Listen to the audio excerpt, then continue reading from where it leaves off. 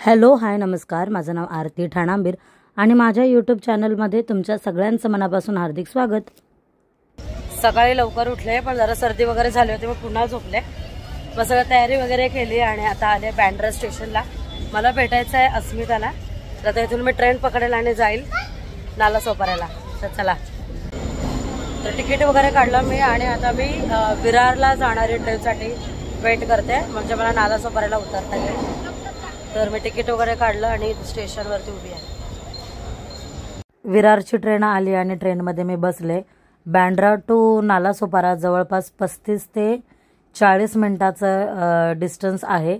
जर जास्तीत जास्त थोडे ट्रेन कुठे थांबले वगैरे तर 40-45 मिनिटं होतील।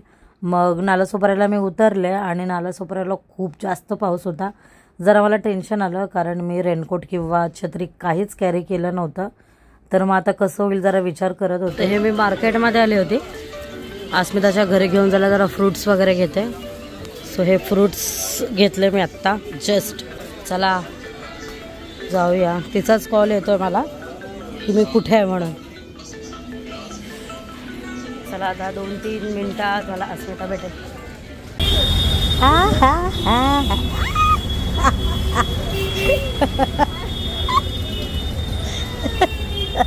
तर अस्मिता मला स्टेशनला घ्यायला आली होती आणि तिच्या घरी जाता जाता आम्हाला नाश्ता पण घेऊन जायचा होता सोबत। तर आम्ही नाश्ता घेण्यासाठी एका ठिकाणी थांबलो। भैया वीडियो में हाय करो एक बार, आएगा यूट्यूब पे मैं डालने वाले हूँ।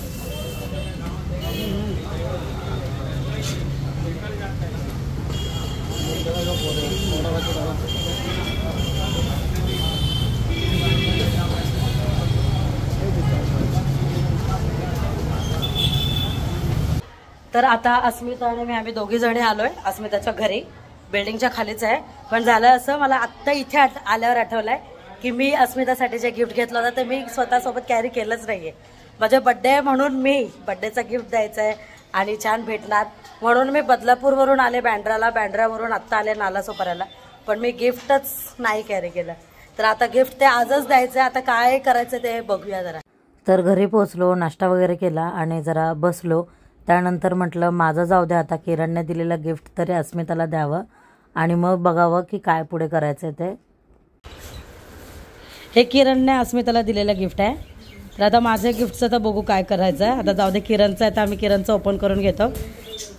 आणि किरणची अशी अट होती की हे गिफ्ट ओपन केल्याच्या नंतर हे गिफ्ट अस्मिताला वेअर करून केक कट करायचा आहे। त्याच्यामुळे केक वगैरे सगळं कट करायच्या आधीच हे गिफ्ट तिला दिलं आहे।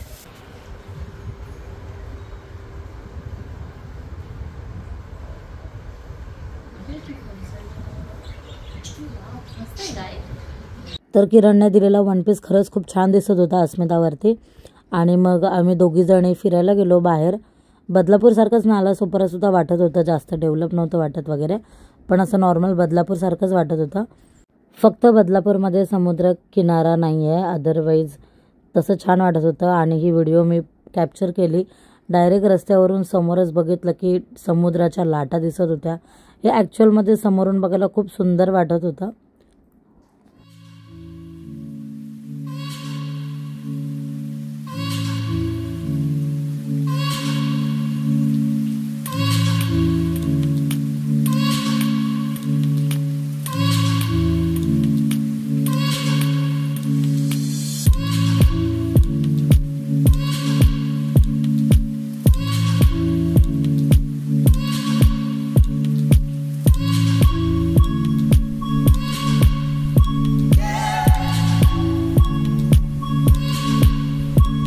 तर झालं असं, मी बदलापूरवरून बँड्राला तर आले आणि बँड्राला आलेच होते, तर म्हटलं अस्मिताचा बड्डे छान सेलिब्रेट वगैरे करू।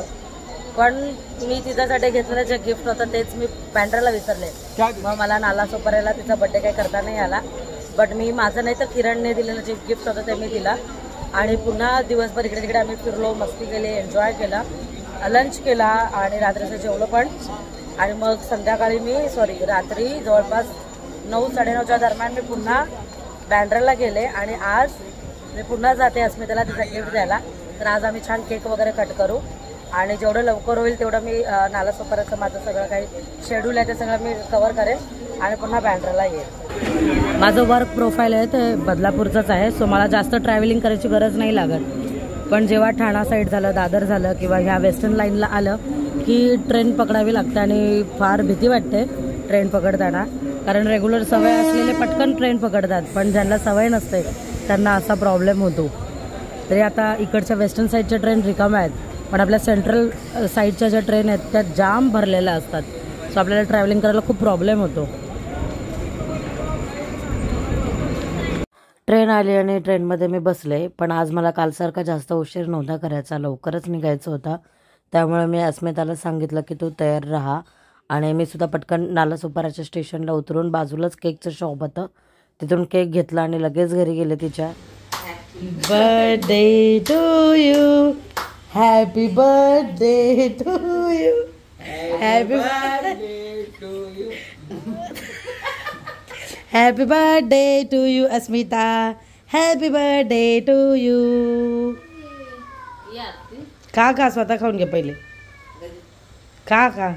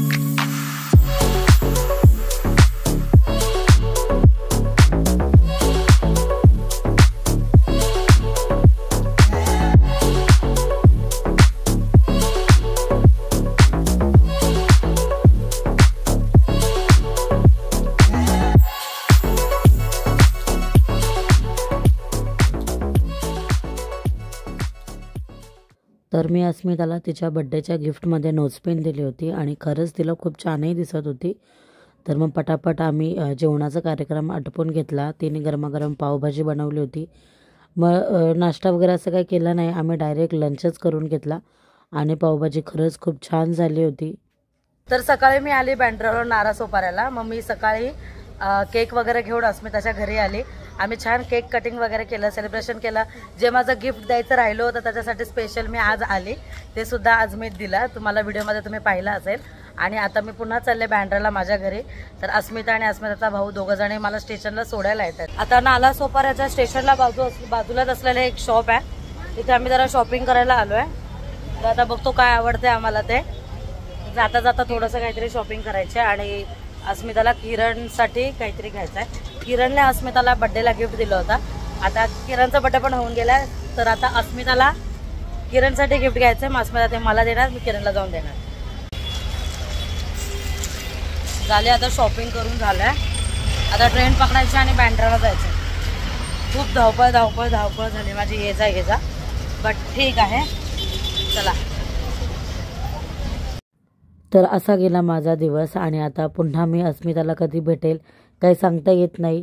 तर तुम्हाला माझा आजचा व्हिडिओ आवडला असेल तर नक्कीच माझ्या चॅनलला लाईक, शेअर, सबस्क्राईब करायला विसरू नका. भेटूया माझ्या पुढच्या व्हिडिओमध्ये. बाय.